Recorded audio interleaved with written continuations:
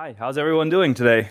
Very good, thank you. Amazing. Well, I'm here to talk to you about a couple things about Base, first and most foremost, and then also about what we're trying to achieve with Base and how that relates back to Europe, Eastern Europe, and Poland specifically.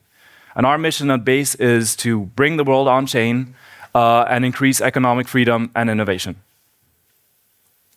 So, where are we at right now? Web 2 was all about, as you know, read, write, the ability to broadcast information on the internet and access that information from wherever in the world you are.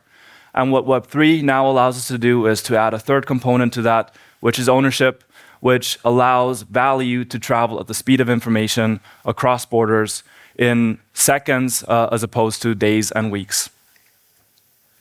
So why does the world need to go on chain? Why does Europe need to go? Why does Europe need to go on chain? And why does the world need to go on chain? The reality is that in today's internet, in today's world, the way that value moves is still quite outdated. What you functionally have is a series of different spreadsheets and databases at different banks that facilitate most of the value flows of our global economy, which leads to situations such as you sending money abroad to Korea, to Thailand or somewhere else, and it actually taking 2 to 3 days to actually settle on the other side of the world. Now, we do have fintechs out there that are able to mask that real slowness in the back end by providing upfront payments and so on and so forth. But fundamentally, the tech stack and the infrastructure that we have today is simply not made for the needs of the modern human of the 21st century and still operates on a very outdated mode. So what do we have right now? We have slow and expensive cross-border payments. We have marketplaces and platforms that have achieved monopolies and are able to extract monopoly profits. It doesn't matter if that is an Amazon, if that is an Apple with their App Store and their tax of 30%, which in my opinion is absolutely outrageous. Same thing goes for Android and so on and so forth. And then also the fact that all of our data sits in different silos and is locked via API access. And that is something that we've most prominently been able to witness and explore with Twitter and Elon Musk's takeover of Twitter and raising up the prices of the data that you can have there. And I do think that in order to increase economic freedom and innovation, we do need different systems to allow a global citizenry to cooperate and coordinate amongst each other. So what is happening already today? I do think that now crypto has been around for more than 10 years. Infrastructure has been built thanks to billions and billions of dollars of investment that have flown into infrastructure projects and really building the rails of this new internet, of this new paradigm. So we already have cross-border payments that have been shifting more and more to on-chain rails. If we look at Stellar or Ripple with MoneyGram and Insta payments, that have been facilitating loads and loads of remittances. Stablecoin adoption is going to be one of the largest drivers of moving the world on chain. So just in the last few years, we've seen countless new stablecoin projects come out. We have stablecoins in nearly every single currency, and that really allows us to now reach people with financial products that just have a mobile phone. And if you look at the mobile phone adoption around the world, it has far surpassed desktop adoption and so on and so forth. And one thing is quite clear is if you go into a country like Africa, people may not have a laptop, but they all have a smartphone, internet access, even if that's just a $50 smartphone from China. They're still connected to the world. And using these new rails, we're now able to effectively grant economic freedom and economic or financial products and services to that new group of unbanked citizens. So where are we right now when it comes to the on-chain economy, when it comes to on-chain global adoption?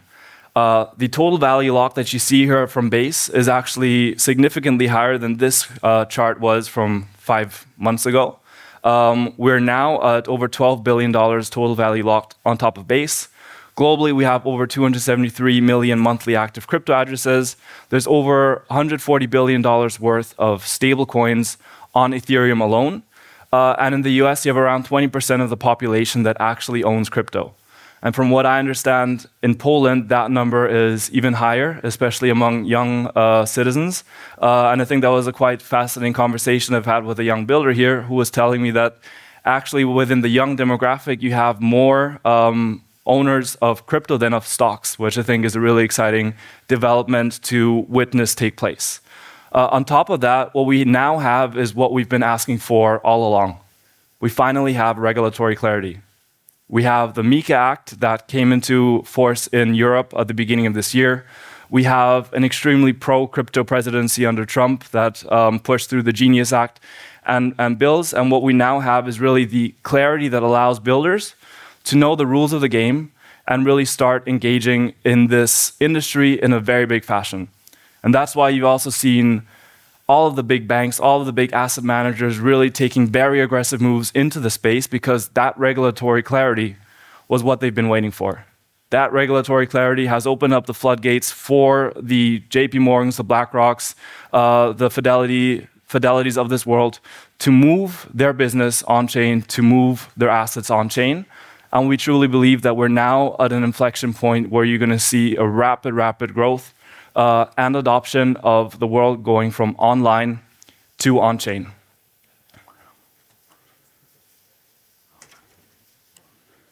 So what I think is especially interesting for the European context and the four sort of pillars where we've seen a lot of adoption and signs of product market fit so far are obviously decentralized finance, I think as the first and most important sort of innovation of crypto. Having a financial system and financial rails that operate 24/7, have deep global liquidity and operate across borders.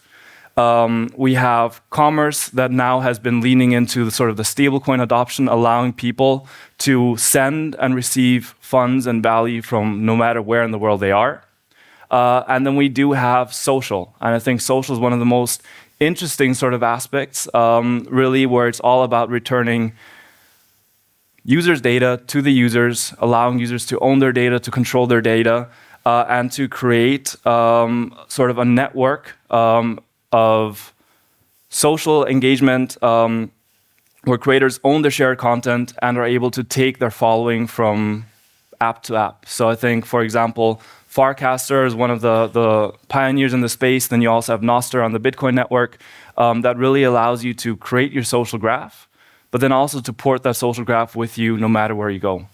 And I think this is especially relevant if you've gone through all of the different social media networks and platforms of the last 10 years. You have Snapchat, you have Instagram, you have then Be Real coming up, TikTok. And every single time there's a new social network or some new innovation in this space, you always have to go through sort of the same process. You need to first onboard to the app, you need to find your friends, you need to rebuild your following from scratch.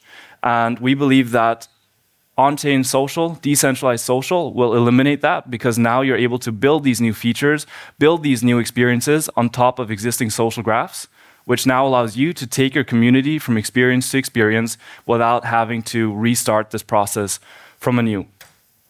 Lastly, gaming.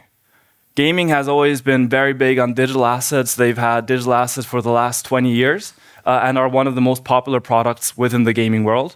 And now Onchain actually gives them the rails that they deserve so that people and gamers are able to do things with their digital assets that they weren't able to do before. They're able to take them from game to game. They're able to buy, sell, and trade these assets in a permissionless way. And I think this is one of the most exciting sort of areas of growth. And I believe this is also the key verticals that we would like Europe to excel in.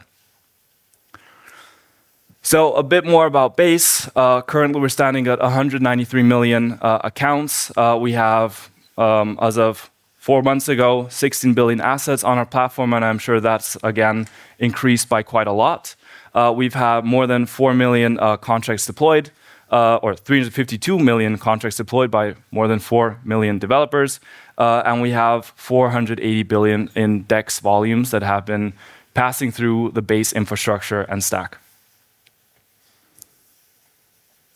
So what is Base today? Where do we stand in 2025? Base, again, as a reminder, is an Ethereum layer 2 built upon the Optimism framework, part of the Optimism superchain, that has been incubated by Coinbase close to 2 years ago now. So it's only been 2 years, and we've already come so far. So we have obviously base chain, which is the layer 2 chain, which allows you to use Ethereum, but at way lower costs and way faster speeds than you would be able to do on mainnet. So instead of paying $20 per transaction, you're actually looking at sub 1 cent transaction fees and sub 1 second timed finality, which is a huge improvement in usability and user experience across the board. We have base build is really where we say the core of our ecosystem are the builders. The core of our ecosystem are the people that take an idea, take it to the customer, take it to market, and see a real opportunity for themselves to build something new, build a new exciting opportunity, and hopefully make a lot of money along the way. And these are exactly the types of people we want to back, we want to support, and we're working tirelessly day and night to make sure that Base, by default, is the best place for that type of builder to come to. What's been most exciting, and some of you may have seen this already, has been the launch of the new Base app, which came out in July, is still currently in beta, but will be rolled out to all Coinbase wallet users within the next 2 to 3 months. And that's really, I guess, the approach to go towards providing distribution to developers. It's a mobile app that's not just a wallet. Every single on-chain experience, no matter what you do, is always going to start with a wallet. And what we want to do now is to aggregate the entire demand, aggregate the entire user base to make it easier for builders to get their product off the ground. Because anyone that's ever tried to build something in crypto that's not geared at a crypto audience, that actually wants to leverage crypto to build for the everyday consumer, has faced the same issues. You first need to sell blockchain to your user, then you need to sell a specific network to your user, then a specific wallet, and then you already lost 99% of your target audience before you can actually describe your product. And so what we're trying to do now here is really create this user sync, this compounding growth engine, where you can build and deploy mini apps into and really get distribution of thousands of users from the first day. Just because within the Base app, you're able to connect to mini apps, you're automatically connected with your account, with your balance, with your social graph, and you're ready to spend. And I think this is not just an improvement of user experience for Web3, but also for Web2. And this is something that we're especially excited about. We'll have a couple slides on what this exactly looks like further down the line. To get back to our vision and mission, what does Base want to achieve? Base wants to build a global economy that increases innovation, creativity, and freedom. And the way that we go about doing this is by attracting 1 million builders, or more than 1 million builders, who in turn attract the users of our network, the 1 billion people on chain, and bring the 1 trillion plus assets on our chain. And we do that by providing the best possible tech stack available with the deepest liquidity, with the most performant fees that make it as easy as possible for builders to really achieve their own personal business goals. So what does this flywheel look like that we really want to unlock? Why we're focusing so much on builders? We truly believe that by focusing on helping builders succeed and reach their own personal and financial goals on our chain, we're able to bring on board more users, which in turn, again, makes this network even more attractive for new builders to come back on board and build for that increasing user base. So this is really the flywheel that we've been kicking off for the last 2 years, and that is now rapidly accelerating, especially for one reason alone, or actually 2 reasons. That's on the one hand, the Base app and mini apps, and secondly, the ease at which you're now able to create applications. I would argue that the barrier of entry for a Web3 builder has been excessively high over the last few years.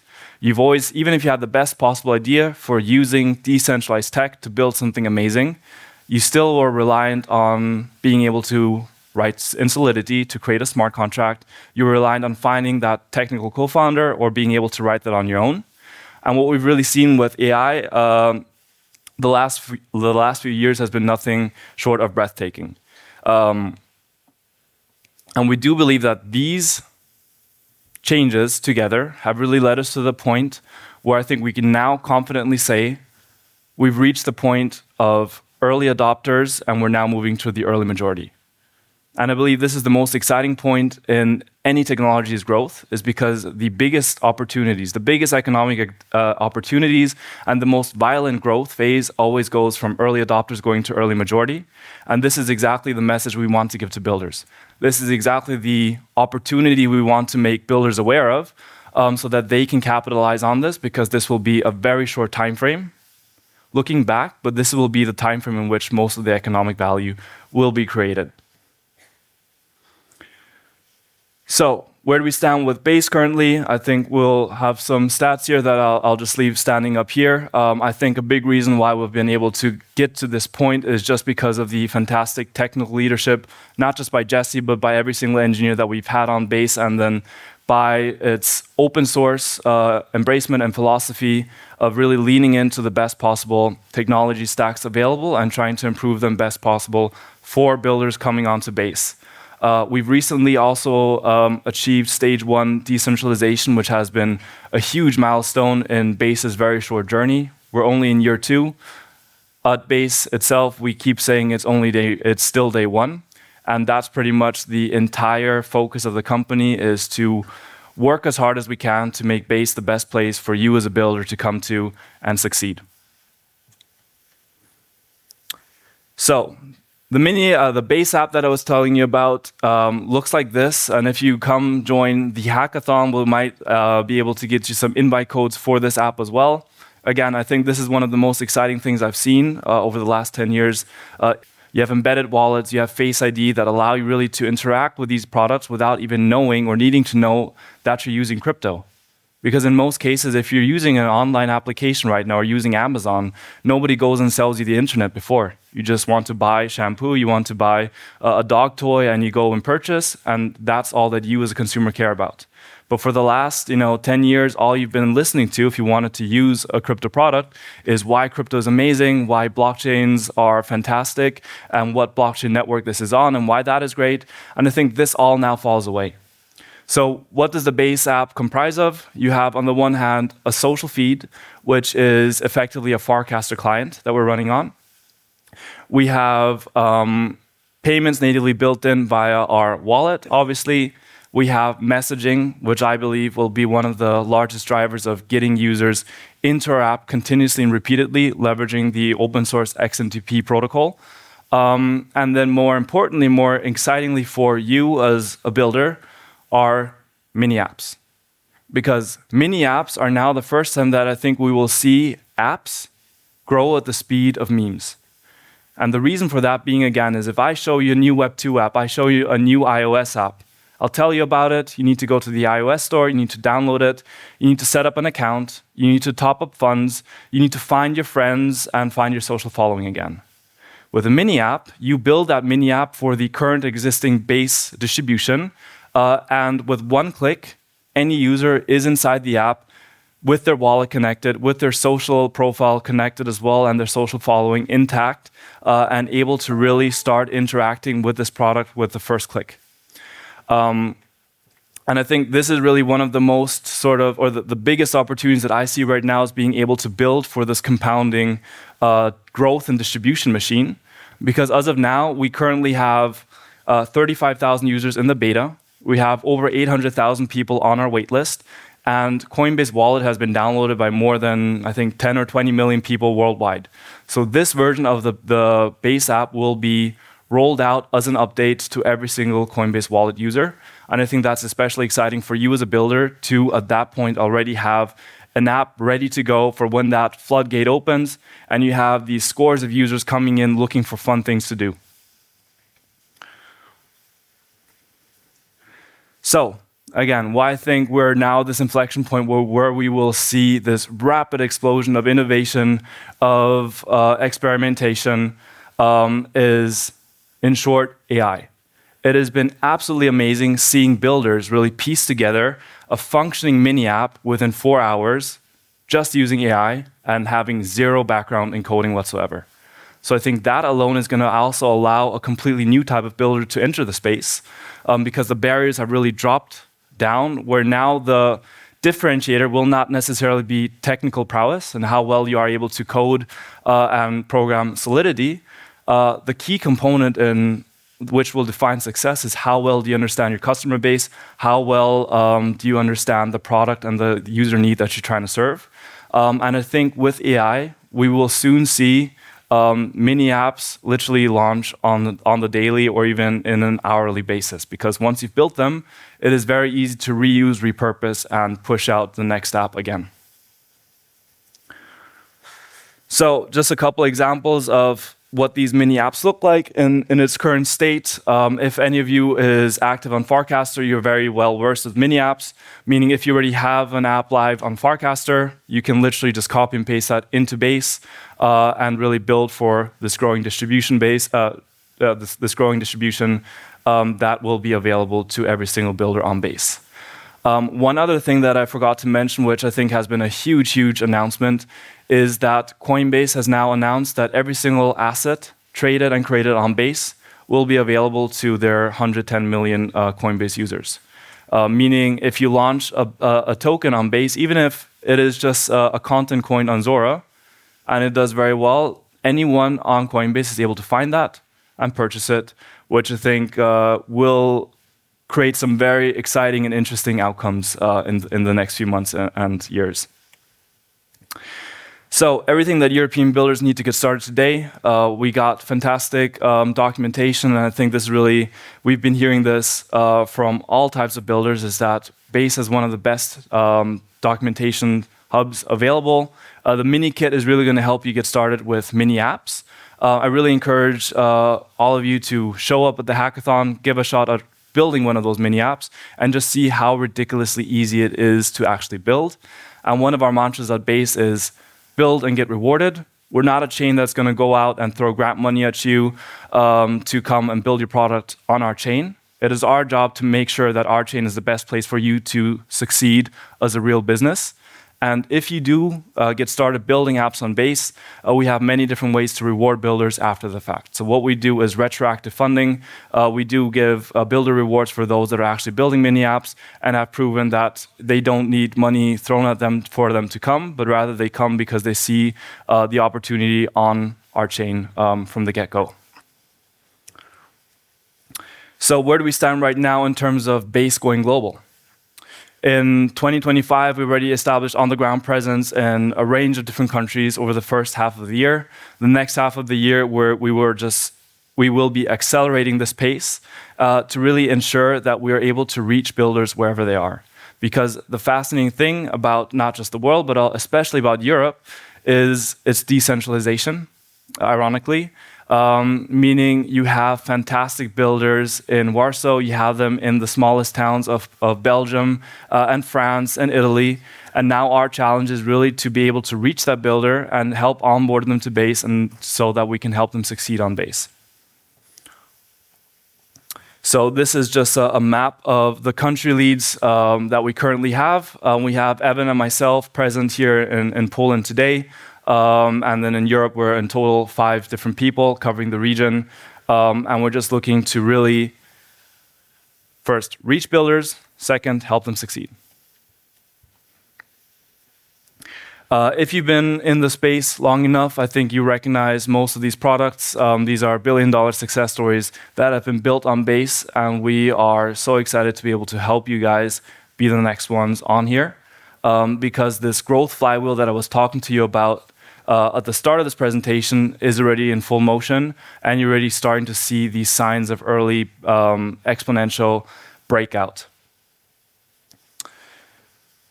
So when it comes to the stablecoins transactions and processing, I think we're already at a stage where we have achieved immense success with over 75 million stablecoin transactions processed per month.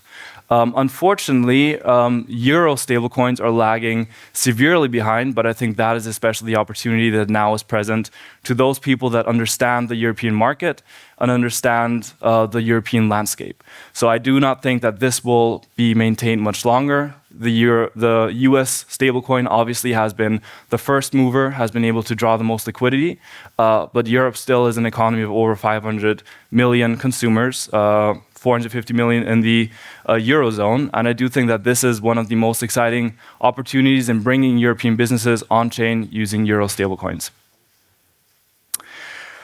One other big announcement that sort of has been making the rounds in July is Shopify actually accepting base pay. Meaning now if you open a Shopify store, you're able to tap into the global crypto base and take payments in stable coins. And I think this is really going to unlock some really exciting opportunities and really unlock some really exciting commerce, which I think is what economies are built on at the end of the day.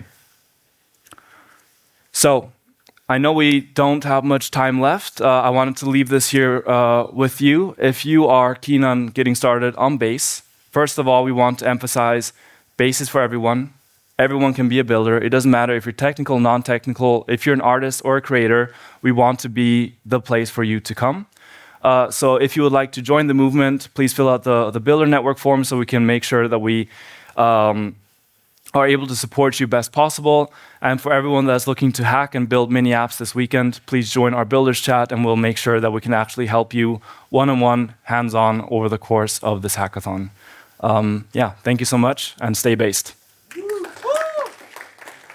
There we have it. This was such an exciting talk. Do we have time for one question? Does anyone have one question? No? Then I'll ask the question. Oh, there is a person. Sorry, I didn't see you.